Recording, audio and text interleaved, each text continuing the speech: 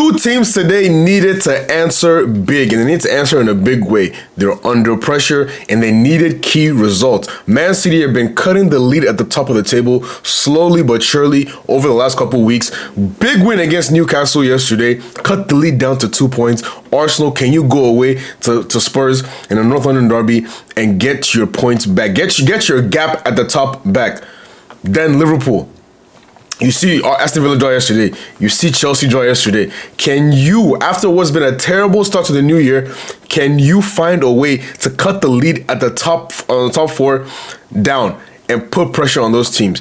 And Arsenal and Liverpool answered in extremely different ways. It couldn't be more polarizing the ways these teams answered, but they did answer. We'll start with Spurs and Arsenal in the North London derby, and then we'll talk about Liverpool and Forest later in this video. So if you want to watch that, skip to the end of the video.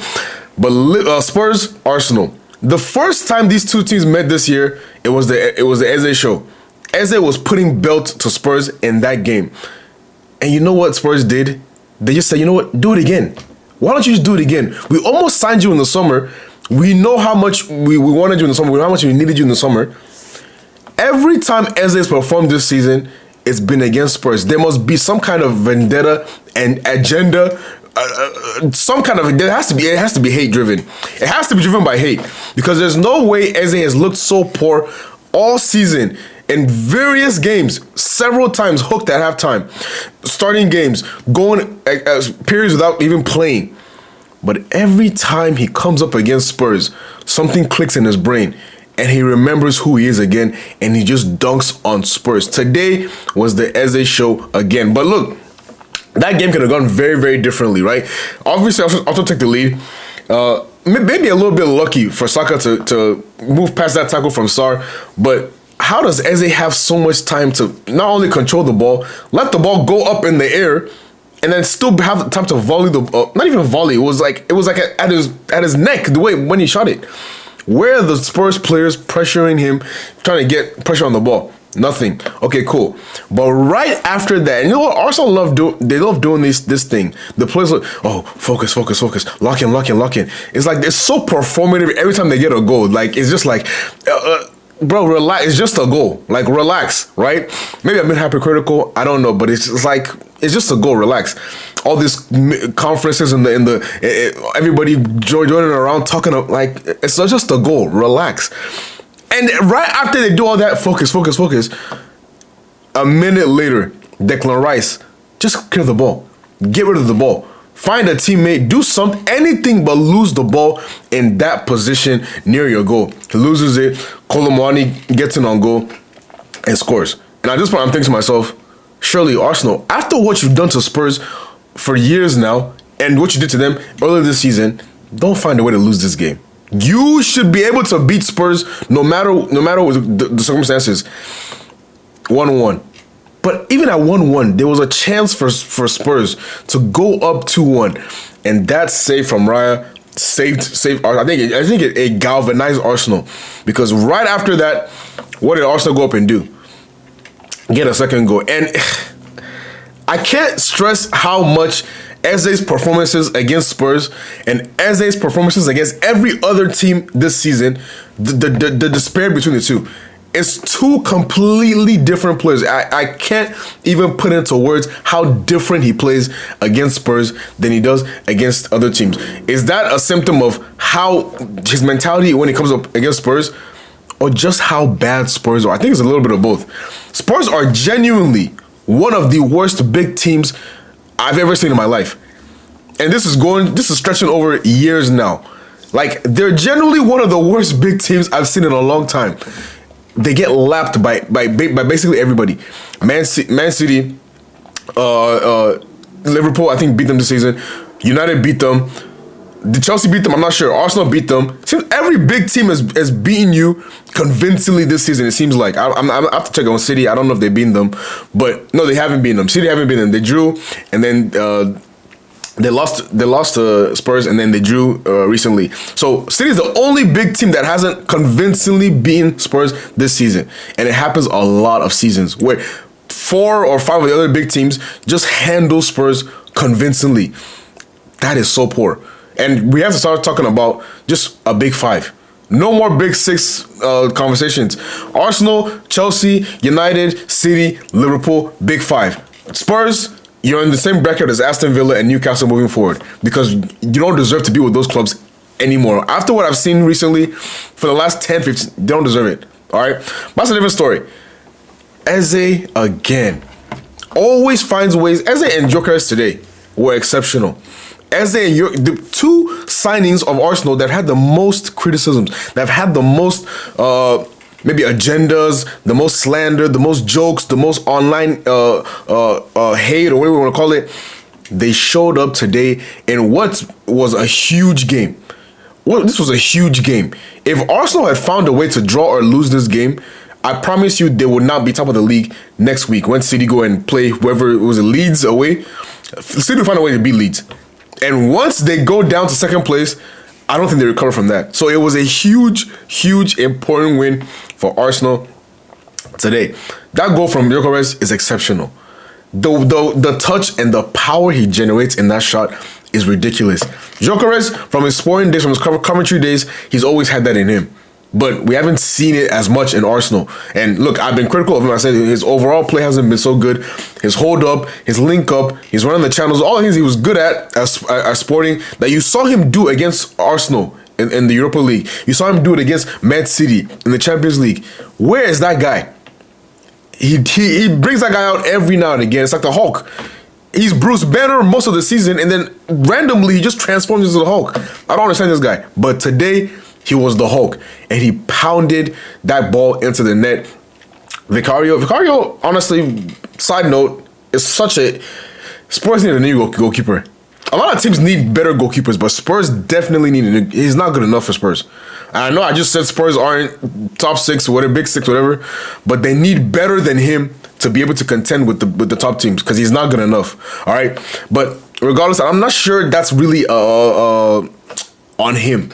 I think it's going to be difficult for any keeper to save anyways. But that was a great goal from him. And then Eze gets his third, gets his second, the third, and then Gyökeres gets the fourth, his second as well. And it's just comfortable. It's too comfortable against this Spurs team. It's always comfortable again. They dominate. I think the first match was like 17-3 shots. This match, what was it, 20-8 or it was 20 to something? Such disparity in the chances, in possession, in quality of chances. Every statistical category, Arsenal are dominating Spurs in this season. 8-2 aggregate this season. 8-2 aggregate is completely unacceptable against any of your rivals over the course of a season. No team should be losing 8-2 to any rival, especially not the fact that this Arsenal team don't even score that many goals. But you lost 8-2 to them on aggregate. That is unacceptable. Liverpool, Everton, it never happens like that. Liverpool, United, it never happens like that. City, United, Chelsea, Arsenal, whatever rivalry in the league, it never happens like that. But it seems like with Spurs, it always happens like that with them, with an Arsenal. That was a disgraceful performance from Spurs. And look, I look at Igor Tudor, and I think to myself, I can't even blame you for anything. This team sucked before you. After they sack you, probably, they'll still suck.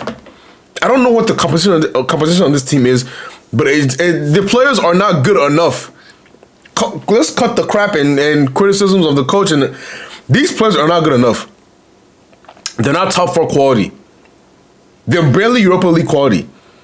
These players are not good enough. And it does not matter what manager you bring in. Managing these players, the best you can do is 5th or 6th.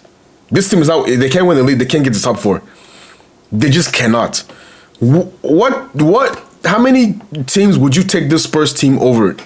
You watching this video right now. How many teams have better players than Spurs? I promise you, if you just thought about it, you could name 4, 5, or 6. And that alone just tells you everything you need to know. So, it's expected. And not just the weakness of the squad, but they just seem so mentally inferior to Arsenal. I've questioned Arsenal's mentality and how they react after losses, how they react after wins. Everything is too high, too low, too emotional. It seems like Spurs are even worse than that. They concede one goal, and their heads go down. They don't know how to recover a result. I think they have 3 wins at home all season. Like, this is not a good team. But Arsenal still had a job to do, and they did it. I was honestly doubting that they win this game. Not because that they're not as good as Spurs or they're worse than. I was just doubting if they, after what happened with Man City and Newcastle yesterday, if they'd have the mentality to wake up and respond today. And they did. So all you can do is give credit to Arsenal today because they needed this win. I promise you, I just had a feeling if they did not win this game, this would be their last week top of the table. Man City would have caught them next week with the goal difference, taking first place, and you don't want to see Guardiola in first place. That guy will not lose a game for the rest of the season. Despite how bad this City team look generally, he will not lose a game for the rest of the season. That's just what Pep does. So, huge win for Arsenal. Very, very important win. And Spurs, it's more of the same. I think now, if I look at the table now, I think Spurs are still 17th or somewhere around there, 16th. 4 points off relegation. They're just fortunate that the next team West Ham plays is Liverpool away. So you can hopefully bank on Liverpool winning that game. But to be 4 points off the drop is ridiculous. For reigning Europa League champions. For a team that considers himself a top 6 club in this league, that is shocking and embarrassing. But you know what? We're going to keep saying the same things about Spurs all season. Until these players change, until this management changes, I don't want to hear anything. It's going to be the same. But now let's shift gears to what happened earlier today. Nottingham Forest 0, Liverpool 1. This, guys, is one of the worst games I've seen this season. One of the most dreadful games I've seen. It was terrible. It was terrible. From a Forest perspective, look, the first half was great. Possession, chances, shots, corners, everything was going in their direction, right? Callum Hudson-Odoi has a great chance, like the opening 2 minutes, to give them the lead. But the same thing is the same. There's the same conversation about Forest all season. They do not score goals. We underestimate how important Chris Wood was for this team. They cannot score goals. No matter how much possession they had, that was the only reason my heart rate did not rise in that watching that match. Because I know Forest, 35 shots against Wolves, 0 goals. You cannot have 35 shots in any level of a match and not score a goal. I promise you that is unacceptable. So the fact that they did that against Wolves, when everybody scores against Wolves, everybody, I was confident. I wasn't comfortable, but I was confident. And I saw I see Mario Hutchinson 1v1 against Kirkes, and I don't even fear. I don't even get scared. I see Igor Jesus on the ball. I don't get worried. I see Gibbs White on the ball. I get a little bit worried. But even him, their most productive player, he's still not the most productive player in terms of like top Premier League players. Hudson-Odoi, just Q. Nice dribbles. Final end product, not up to scratch. And that's that. I just said, you know what? Just get to halftime at 0-0 and figure it out in the second half.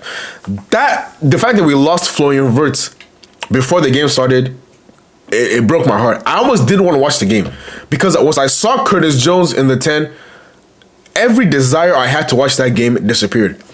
I do not enjoy watching him play football for my club. I don't enjoy it. He's too slow on the ball. He overcomplicates things. Holds the ball too long. Doesn't pick the forward pass quick enough. Everything I need out of a midfielder, he has it. Everything that annoys me about an attacking midfielder, those are his traits. And I'm not going to pile on him, but it's not really even his fault. He's the only guy that we could have put in that. But Joe Gomez is injury prone. You don't want to risk him from the start. So it had to be Curtis Jones. So you know what? Even though it's not his fault, I can't bear to watch it. And putting Szoboszlai at right back, Jones at the 10, for 30 minutes, I watched that and I was slowly the throw up was slowly building up in me. I was ready to throw up at halftime. I'm so glad Arnaud opened his eyes and just said, you know what, just switch. And the moment we switched, we actually looked like a competent football club. We actually looked decent on the ball in the second half. We actually looked like we know how to play football. Got more of the ball, got some chances, got a lot more possession, actually started looking very, very good. And you know what? I look at this team. The wing play from this team is one of the worst in the Premier League. I promise you guys, if you can find me a team with worse wing play than Liverpool, I'll concede. Somerville, Bowen, they're better. They're just better. Whoever City has, whether it's Semenyo, Foden, Cherki, Doku, better. United, and if it's Mbuemo, better. Chelsea, even though Gittins and Garnacho and Neto, they're still better. Arsenal, better. Villa, better. Everybody's wing play is better than Liverpool's wing play. I look at the fact that Cody Gakpo and Mohamed Salah cannot beat a player 1v1. Gakpo will never go on the outside. Hardly uses the overlap of Kirkes or Robertson. Salah can't beat him, man. There's no burst unless it's an open space. Even when he had a chance in an open space against Nico Williams, nothing. And you know what? We then bring on Rio and Gomorrah, who should be playing a hell of a lot more this season. And he does more in 13 or 20 minutes, whatever it was, than those two did the entire game. He did more in that 20 minutes than both of them combined. The ball he puts in for Ekitike, that should have been a goal. I'm seeing some fans say, oh, we're being critical. It was a great save. No, it was not a great save. It's a great save. A striker should be scoring that goal. Especially the guy that we're talking about, oh, he's top class. Can he be the next world-class striker? Can he be starting for France? You don't miss that chance. You score that goal. And he didn't. That's a terrible miss. And there's very few things to criticize about Ekitike. His heading is one of them. Terrible header of the ball. But you know what? There's time to develop that. And he needs to do that over the summer because he's missing critical heading chances. That cannot continue. I have to watch that replay back in super slow-mo because it looked like it didn't even hit McAllister's elbow. It looked like it was like the mixture of his back and his, well, maybe upper arm or whatever it was. I don't know. I don't even think it's me being biased. I generally don't think it hit his arm. I'm really not sure about that. But whatever it is, even if that goal was given, we didn't deserve that goal. We didn't do enough in the game to deserve that goal. Right? We only had created like one super quality chance, and that was it. But you know what? After that was disallowed, I was ready to turn my screen off. I did not believe we'd win that game. We didn't deserve to win that game anyways. But you know what? A great ball from Szoboszlai, a great header from Van Dijk, and McAllister. Listen, McAllister just has a way of these things. He just has a way of being such a short player, but getting into the box, getting chances, getting headers, scoring goals.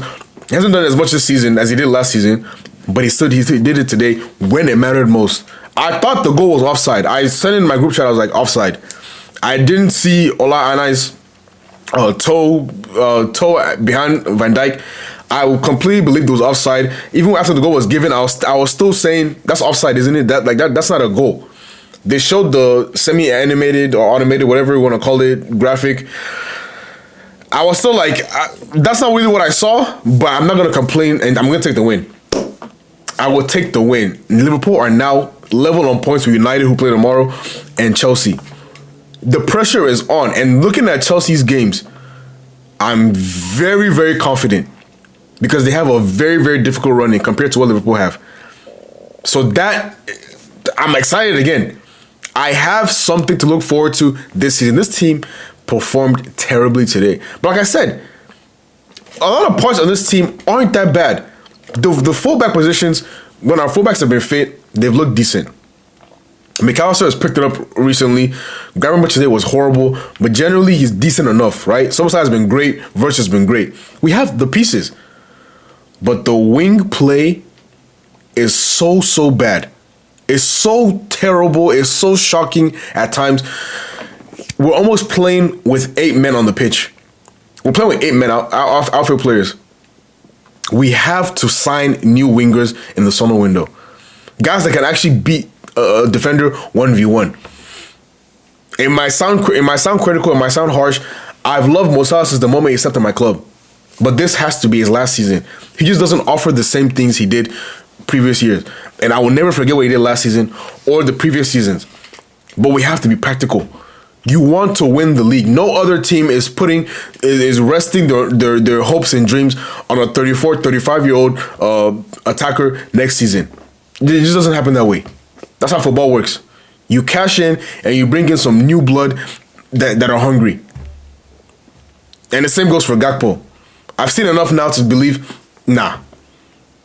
Yeah, I would have preferred to keep Luis Diaz, all due respect. And somehow, some way, we're still knocking on the door of top 4. This league is atrocious.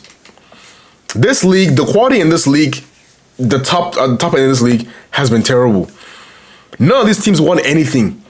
These teams don't want to win the league. They don't want to make top 4. Like, you look at the relegation battle, these teams all have opportunities to win games. And they drop silly points to get further from the relegation zone. No team in this league is serious about any of their aspirations. They have no aspirations, it seems like. I look at other leagues, I look at teams in other leagues, they play like they care about the result. I'm not talking about some little teams, smaller teams in the Premier League are fighting and they're making it difficult. No, I'm talking about some teams look genuinely uninterested in playing quality football in this league. Where's the effort? Where's the drive? Where's the commitment? Where's the fighting? So many times I questioned that about this Liverpool team. Where is the fight? Under Klopp, there was always fight. We might play terribly sometimes, but there was a fight. There was tackles. There was intensity. There was pressing. I watched some of these games without a spike in my emotions. We score a goal, I don't even get a spike.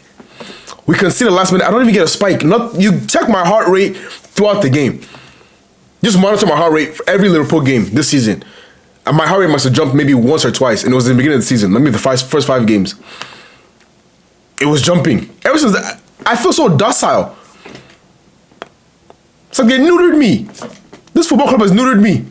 I don't even feel anything anymore. I'm just happy the results are coming. I'm just happy we can make top 4 potentially or Champions League. That's all I care about. The football doesn't entice me. The players aren't enticing me. The management doesn't entice me. Nothing entices me except this is at the end of the season, I just want to see us in top 5. That's it. And you know what? Today was a huge step towards that. I look at the next couple of games. West Ham. West Ham next.